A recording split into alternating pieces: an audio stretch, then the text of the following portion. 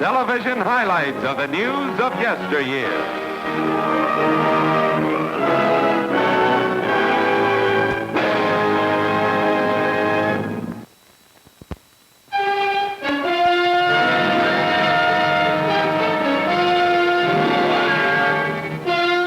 Finale in the fall of France. It's June 1940, and German tanks rolled across the flatlands of France toward the Channel and new victories. Shells from nearby German guns had heralded their advance, blasting and burning Allied equipment, and so sudden and fierce is the attack that wrecked Allied machinery of war slows down the Nazi advance. But the Huns roll on to Dunkirk. High overhead, hastily mustered French pilots fight a losing battle. German planes machine gun Allied troops who are trapped hopelessly between gunfire and the sea and wait for aid or death. It's all over for this British Spitfire as German power in the air knocks out another defender of Dunkirk. German cameras made these pictures of German conquest. Here the dock area, a mass of twisted steel. Germans drag anti-tank guns into position for a counterattack which doesn't come.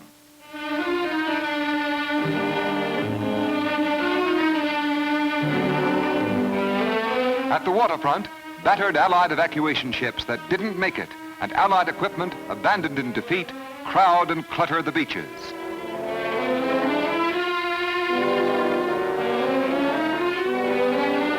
French defenders, for the most part, stayed so that parts of British regiments might escape and come back to fight another day.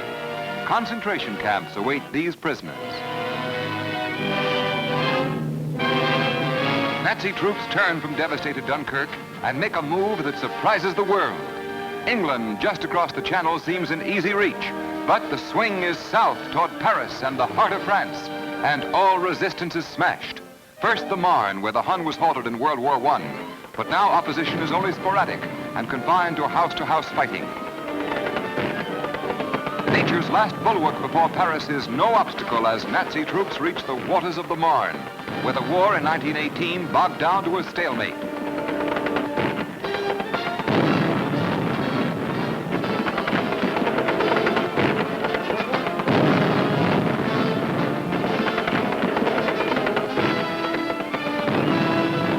The steady drive of armored columns is swift and easy. Buildings fired by retreating French troops light the smoke-filled way. All the French leave the invading Hun is the scorched earth and ruins. Victory behind, Paris ahead, as the Nazi hordes roll on toward the capital of France and the Eiffel Tower, symbol of the France of other years, other wars.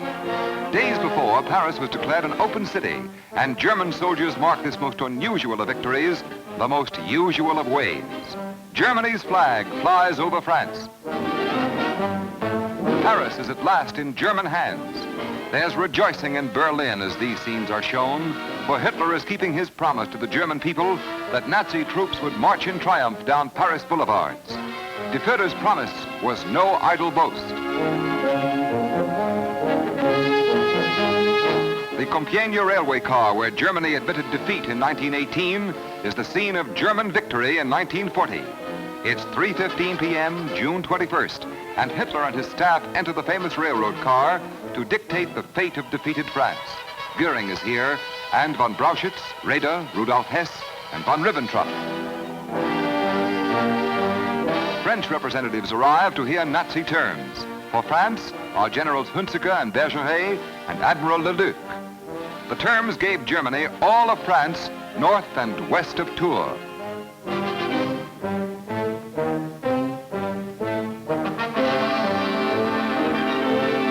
On June 21st, 1940, Herr Hitler danced to his own victory march, later to go down to death and defeat.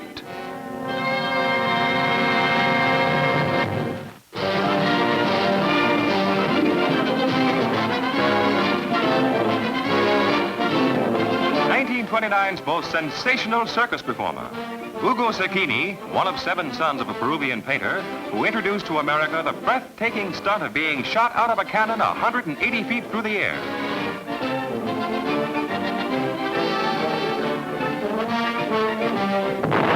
And here's the act that received such tremendous acclaim from press and public, the operation of which is a family secret.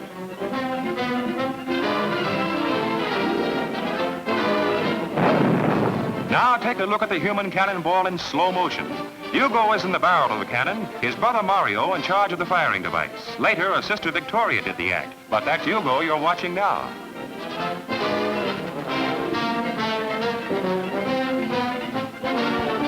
The man in the cannon, Hugo Zacchini.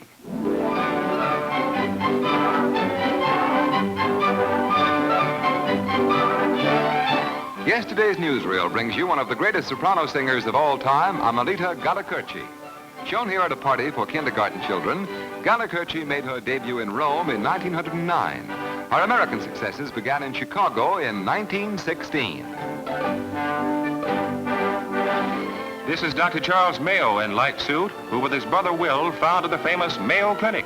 In 1922, when these pictures were made, Dr. Mayo was in Washington to attend the ailing Mrs. Warren Harding.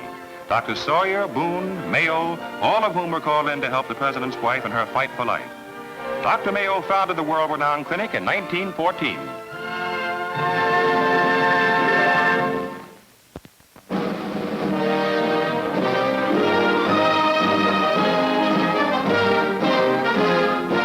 First ship ever to leave Chicago bound for Europe. It's June 26, 1919, and drawbridge on the Chicago River rises to make way for the Lake Granby, laden with wheat and bound for Liverpool. A series of locks which permitted the Lake Granby to pass through the Great Lakes and onto the Atlantic had just been opened. Chicago, located almost 1,000 miles inland, has become an international seaport.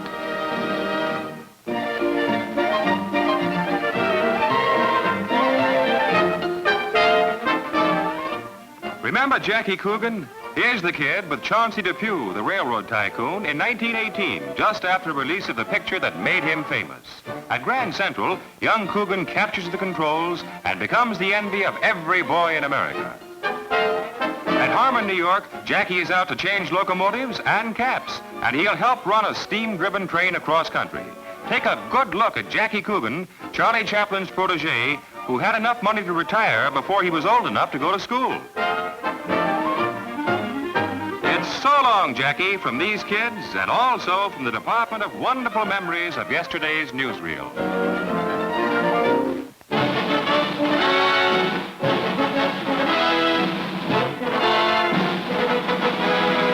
Forerunner of the transatlantic clipper. This is the Sikorsky amphibian plane constructed in 1931, largest seaplane ever built. Count Igor Sikorsky, who designed the huge flying ship, powered it with 4 850-horsepower engines. Transatlantic planes that followed introduction of the Sikorsky were patterned after the model you are now watching, photographed on its very first flight. Test flights between Miami and Cuba followed shortly after these pictures were taken, and plans for regularly scheduled transoceanic flights were made.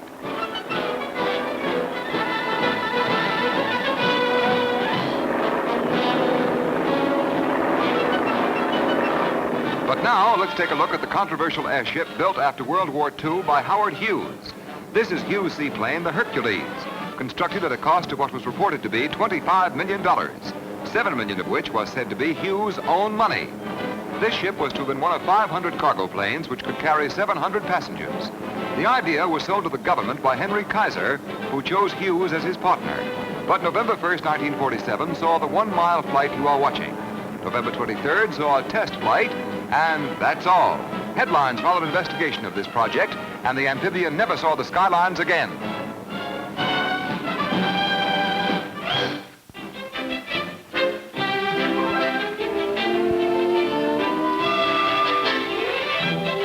Society's winter playground, Palm Beach, Florida, back in the 20s.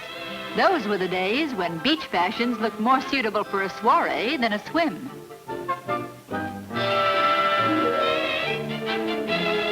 How to be grand on the sand with parasol and pooch. Society's pampered darlings preferred capes to coats of tan. Remember the dolman coat? Putting on the dog to keep the wolves away. The big idea was to shun the sun. Well, which will you have? Today's cover girl or yesterday's cover-up girl?